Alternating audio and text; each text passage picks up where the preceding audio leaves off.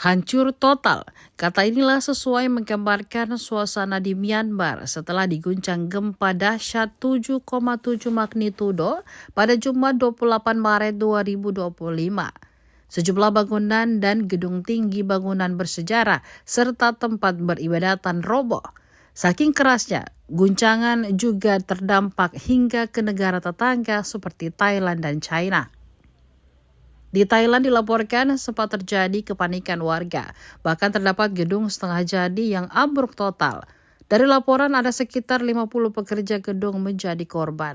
Air di kolam gedung pencakar langit tumpah ke jalan akibat guncangan gempa yang begitu kuat. Guncangan tersebut juga menyebabkan layanan kereta metro dan kereta cepat di ibu kota Bangkok sempat dihentikan sementara.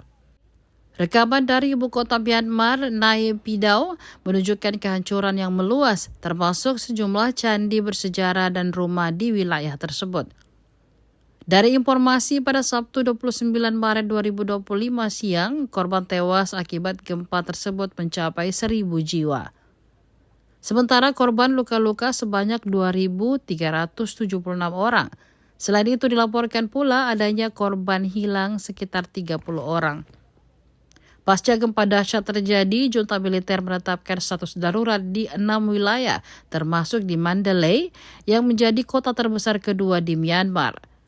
Tidak cuma itu, pimpinan junta militer Min Aung Hlaing turut mengumumkan permintaan bantuan internasional usai gempa terjadi.